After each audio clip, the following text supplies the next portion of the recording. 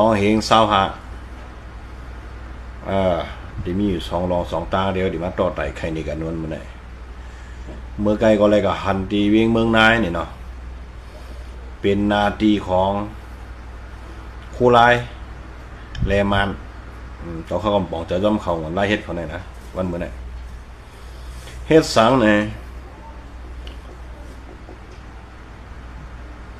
นาทีซึกไต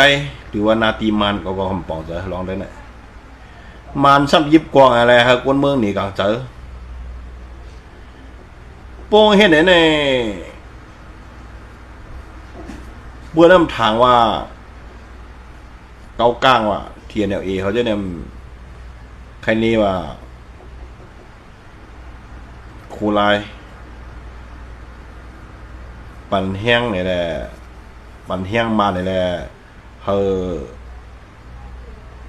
ต่อต้าน TNLA ครับอันนั้นก็เขาดูเหมือนกันว่าอันนี้ด้วยดีกับพนมาตามพนห้องก็อยู่ว่าไรย้อนอันเนี้ยอันนี้เป็นแผนมันลายหลอกเฮอเจ้าคือต่างเจ้าคือตั้งโคลายในพิษกันแทงลองเจ้าในเป็นนาทีโคลายสมาเมืองนายเมืองปั่นจะไหนมั้งฮะเฮ็ดจากเขาซ้ำปั่นมันมายิบกวางอะไรเอางาคนนอนก็เมื่ออะไรเปียนี่กังจะในลองเจ้าในก็บ่นบอกว่าเป็นนาทีมานหมดอ่ะจะนาทีโคลายว่างเหมือนเนี่ยเขาคำจะว่าเช่โคลายไหนวันเหมือนเนี่ยไว้กับลายเฮ็ดเนี่ยมันอ่อนๆนะบางทีมันเขาป้อเป็นนาทีเบอร์ในเบอร์เขาอะไรนะมาเนี่ยนะเป็นนาทีเนี่ย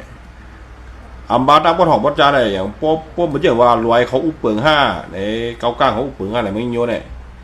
ด้วยเขาได้เพื่อนก็เดี๋ยวตึ้มปันเขาเหยียบปั๊มเดียวนะเท่านั้นเยมันประมาณนั้นเป็นชายเข่ามันชายเขาไม่ยิบก่อนเมื่อเขาถุ่มเดียวคำใบ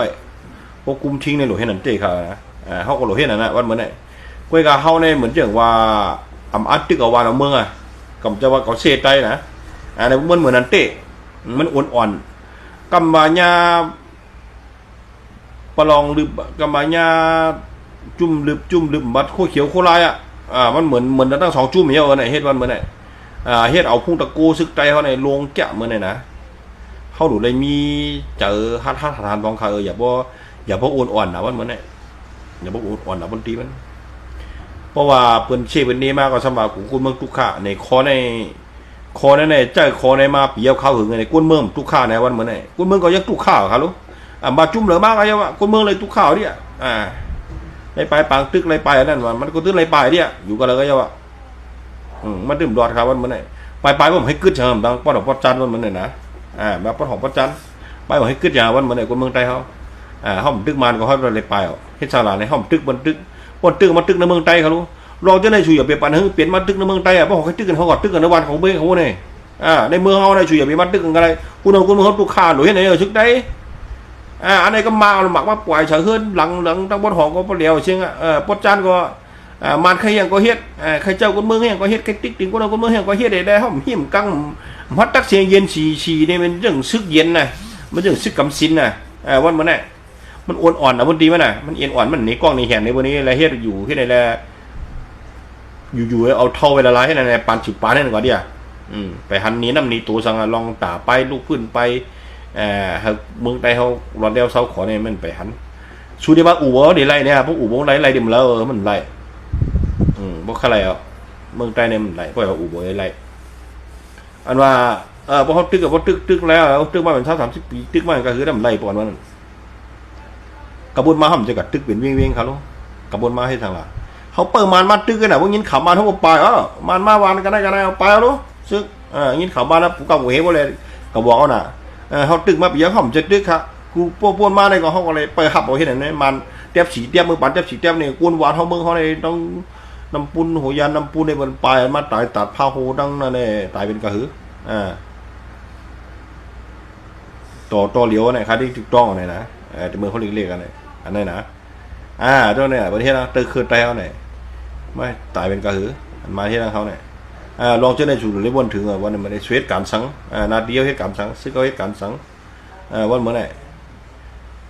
ได้กินความกวนมืออะไรเก็บขวัญของวันหรือวันนั้นไว้ พูดกับวันอะไรวันนั้นเดือนอะไรเดือนนั้นอยู่เท่าอะไรปาดูปันรับสึกกว่าสึกไปไหนได้เอาคุณบางทุกคายพอเฮ็ดชึกกว่าพอเฮ็ดว่าให้มันหนีน้ำหนีตัวให้มันหันหมดเรื่องย่างเขาเรื่องของคนเมืองอ้อมจะว่าสุ่มตึกมาในคนเมืองทุกข้าคนเมืองกับทุกข้าครับมันทุกข้ามันหูทุกตีหีทุกขี้เอาวะมันว่ากัดเย็นคนเต็กกินเนี่ยกูตั้งอันนั้นแกกูตั้งปอดหองปอดจานเหมือนกันนะเบิ่งกันเขาคำจะว่าเช่ปอดหองปอดจานเนี่ยเช่ปอดจานอันเลยดีเฮ็ดก็หลูเลยเฮ็ดยาววันเมื่อไหร่อันใดดีขึงก็หลูเลยขึงเอาอย่าไปมึงเงยเลยเย็นชีชื่อกำสีนี่เราเป็นเนื้อหวาเราว่าเรียกว่าห้อมแล้วมันพัดตักเสียงเนี่ยมันเห็นไหนมันดีอายเป็นเขาบนตัวไตเขาบนเมื่อไหร่บนตัวเขามีมัดบนมัดไตเขาเนี่ยเป็นเจ้าของเมืองไตแต่บนเมื่อไหร่เหมือนเช่ในถังเล็กไตเนี่ยเขายอมทำเอาขาวไหนก็เป็นว่าก็สุ่มมุดตัววันเบื้องสุ่มจอยกันเนี่ยเอาขาวไหนก็ชึกใจสุ่มอย่างสุ่มตึกสุ่มไม่ยังเอาขาวไหนก็อะไรเห็นไหนวันเมื่อไหร่ดังตักเสียงยิดมันเหมือนนั่นเต้เขารู้มันเหมือนไหนมาตั้งห้องตั้งจานไหนก็คำจะว่าเสียใจก้อยกาเฮินหนีน้ำหนีตัวผอน้ำผอตัวพ่องสุริคมก็คมกันป้อมคมมันก็อยู่มันก้อยกาเกตเขกูนั่นคุณเมืองพองจองปองเสือมาซุ้งค่ะ